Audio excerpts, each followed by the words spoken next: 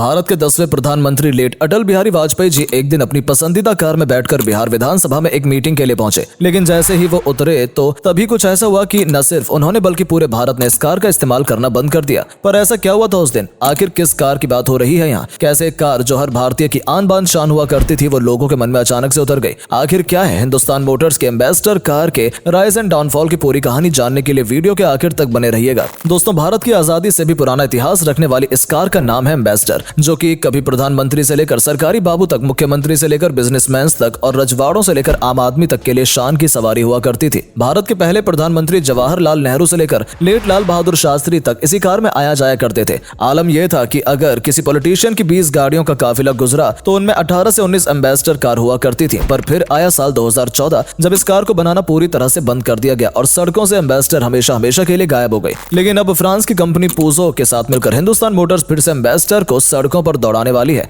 नई एम्बेसडर कैसी होगी ये जानने से पहले पुरानी एम्बेसडर के साथ ऐसा क्या हुआ कि वो मार्केट से गायब हो गई, ये समझ लेते हैं। तो इसकी शुरुआत होती है साल 1881 से, जब फ्रांस के इन्वेस्टर गस्टेव ट्रॉवी ने पेरिस में पहली बार इलेक्ट्रिक कार की पेशकश की। इसके ठीक 5 साल बाद यानी 1886 में जर्मनी इंजीनियर कार्ल बेंज ने पहली इंजन कार का पेटेंट हासिल किया जो पेट्रोल से चलता था। ऐसे में अपना भारत भला कैसे पीछे रह सकता था? थोड़ी देर जरूर हुई, लेकिन 1897 में भारत के कलकत्ता में पहली कार पहुंची जिसे एक अंग्रेज फॉस्टर ने खरीदा था। उसके बाद जमशेद जी टाटा ने 1898 में अपनी पहली कार खरीदकर भारत के पहले कार होल्डर होने का रिकॉर्ड कायम किया। साल 1928 आते आते फोर्ड और जर्मन मोटर्स जैसी कंपनियों ने भारत में कार बनाना और बेचना दोनों ही शुरू कर दिया और देखते ही देखते कार भारतीय सड़कों पर फर्राटे भरने लगी। लेकिन भारत का आम आदमी अब भी बैलगाड़ियों से ही चल रहा था, क्योंकि उनके पास उतने पैसे नहीं थे। ऐसे में हर भारतीय तक कार पहुंचाने का जिम्मा उठाया बीएम बिरला ने, जिन्होंने 1942 यानी आजादी से ठीक 3 साल पहले गुजरात के ओखा में हिंदुस्तान मोटर्स नाम से एक मोटर कंपनी की शुरुआत की। अब कंपनी तो शुरू हो चुकी थी, लेकिन साल 1948 तक एचएम ने ब्रिटेन की ही एक कंपनी ब्रिटिश मोटर्स के लिए काम किया, जो पहले ही भारत में गाड़ियां बना और बेच रही थी।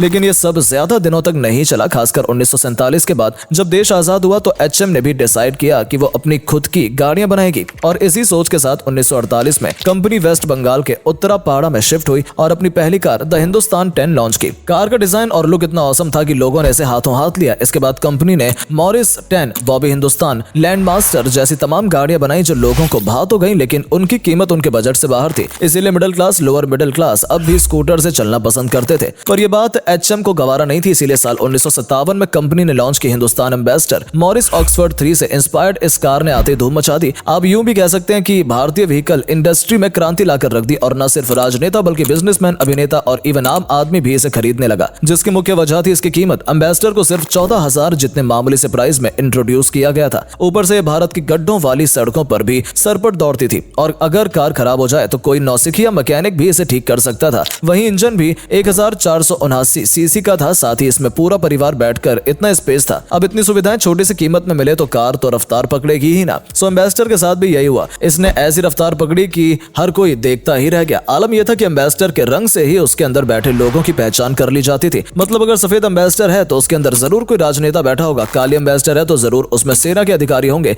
वहीं लाल पीली एम्बेसडर टैक्सी ड्राइवर्स और आम लोगों की पहली पसंद थी। लाल पीली टैक्सियां तो आज भी आपको माया नगरी की सड़कों पर दौड़ती नजर आ जाएंगी। उस दौर में भारत की कार इंडस्ट्री में 70% से ज्यादा एम्बेसडर का रुतबा हो चला था। सरकारी बाबू रईस लोग तो इसे अपनी शान समझा करते थे। वहीं लाल बहादुर शास्त्री जी को गर्व था कि वो अपने ही देश की बनी पहली मेड इन इंडिया कार में चलते हैं। हाल कुछ ऐसा था कि एम्बेसडर के अलावा लोगों को कोई और कार नजर ही नहीं आ रही थी। साल 1984 में तो एचएम ने 1 लाख का प्रोडक्शन का कीर्तिमान भी रच डाला। साथ ही अब कार में बीएमडब्ल्यू का इंजन लगाया गया। वहीं 2004 में 9 लाख यूनिट बनाकर कंपनी ने एक नया रिकॉर्ड कायम किया। इसी बीच 1983 में आई मारुति सुजुकी को भी कंपनी ने अपनी कॉन्टेसा कार से पीछे छोड़ दिया। इसी बीच ट्रैक्टर जैसे दूसरे व्हीकल्स के साथ भी कंपनी ने भारतीय मोटर व्हीकल सेक्टर पर राज किया। तो फिर ऐसा क्या हुआ कि एम्बेसडर बंद हो गई? तो दोस्तों, संसार का नियम है, जो आया है उसे जाना ही होगा, फिर चाहे अपनी गलतियों की वजह से जाए या दूसरों की वजह से। बात अगर एम्बेसडर की करें तो ये दोनों ही रीजन से गई। जैसे विदेशी कंपनियां जिनके पैर 2000 के बाद से भारत जमीन पर तेजी से बढ़े और एम्बेसडर को तगड़ा कंपटीशन मिला। ये कंपटीशन हिंदुस्तान मोटर्स के लिए बर्दाश्त करना इसीलिए भी मुश्किल था क्योंकि वो अभी भी अपनी पुरानी टेक्नोलॉजी पर टिकी हुई थी। जी हां, हिंदुस्तान मोटर्स एम्बेसडर के अलग अलग वेरिएंट लॉन्च तो करती रही, लेकिन उसकी बॉडी में थोड़ा बहुत बदलाव करके, ना कि कोई नया फीचर ऐड करके। कंपनी को लगा कि लोग तो एम्बेसडर को पसंद करते ही हैं, तो फिर उसमें नया ऐड करने की भला क्या जरूरत है। और यही हिंदुस्तान मोटर्स के लिए भारी पड़ गया, क्योंकि विदेशी कंपनियां नई नई technology, features and safety equipments के साथ भारत में अपनी गाड़ियों को लॉन्च कर रही थी। यहाँ सेफ्टी फैक्टर एम्बेसडर के डाउनफॉल का सबसे बड़ा कारण बना, लेकिन कैसे, जानने से पहले वीडियो को लाइक शेयर करके पेज को फॉलो कर लीजिए। दरअसल एक बार की बात है जब भारत के पूर्व प्रधानमंत्री श्री अटल बिहारी वाजपेयी जी बिहार विधानसभा में एक मीटिंग अटेंड करने के लिए जा रहे थे। हर रोज की तरह सफेद चमकते कपड़े पहने और अपनी पसंदीदा गाड़ी एम्बेसडर में बैठे और अपनी मंजिल के लिए निकल पड़े। लेकिन बिहार विधानसभा के बाहर पहुंचते जब वो गाड़ी से उतरने को हुए तो पता चला कि दरवाजे तो जाम हो गए। अटल जी अंदर बैठे बैठे दरवाजा खोलने की कोशिशें करते रहे लेकिन कामयाब नहीं हुए। काफी देर तक मशक्कत के बाद आखिरकार उनके गार्ड्स ने दरवाजा खोला और उन्होंने मीटिंग अटेंड की। लेकिन फिर वापस जाने के लिए अटल जी ने एम्बेसडर को नहीं बल्कि एसयूवी और BMW जैसी गाड़ियों को तवज्जो देना शुरू कर दिया, क्योंकि इन गाड़ियों में सेफ्टी फीचर्स पर अच्छा वर्क किया गया था।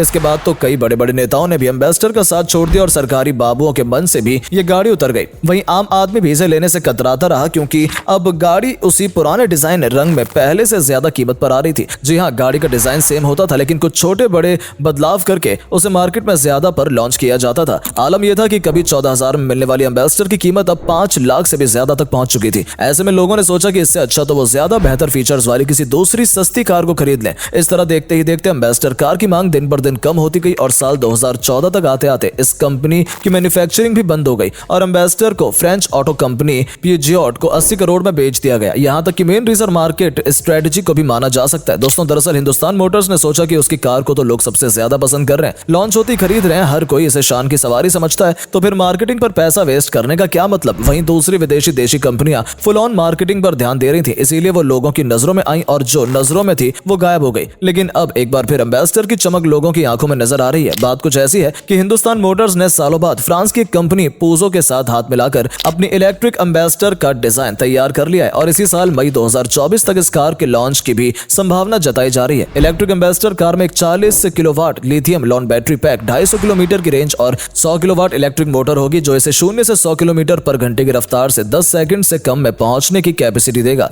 कार की मैन्युफैक्चरिंग भारत के ही चेन्नई में हिंदुस्तान मोटर्स के प्लांट में की गई है। इसकी लंबाई करीब 4635 mm, चौड़ाई 1765 mm और ऊंचाई 1510 mm होने वाली है। बैठने के लिए 5 सीटें होंगी और कार में एक 10.1 inch touch screen infotainment system, एक 7 इंच डिजिटल इंस्ट्रूमेंट क्लस्टर और एक सनरूफ भी दिया होगा। वैसे तो कलर कई होने वाले हैं लेकिन एवरग्रीन यानी ब्लैक आपको सबसे पहले देखने को मिलेगा और इस कार का लुक भी काफी औसम है। वहीं प्राइस की बात करें तो आज के टाइम को देखते हुए काफी रीजनेबल प्राइस में मिलेगी, जिसकी शुरुआत करीब 15 लाख के लगभग होगी। हालांकि प्राइस ऊपर नीचे भी हो सकता है और वो आप लॉन्चिंग के वक्त देख सकते हैं। फिलहाल 19वीं सदी से पहले भारतीयों की रॉयल सवारी के नाम से मशहूर एम्बेसडर का इंतजार कीजिए, क्योंकि ये जल्द ही अपने नए वेरिएंट के साथ मार्केट में आने वाली है। वैसे दोस्तों, आपको क्या लगता है, क्या नई एम्बेसडर पुरानी एम्बेसडर की तरह फेमस हो पाएगी? क्या ये लोगों को पसंद आएगी? क्या इसका जादू भी लोगों के सर चढ़ेगा? अपनी राय नीचे कमेंट करके जरूर बताएं। वीडियो पसंद आई हो तो लाइक शेयर करके पेज को फॉलो जरूर कर लें। मिलते हैं आपसे अगली वीडियो में, तब तक के लिए bye bye and take care.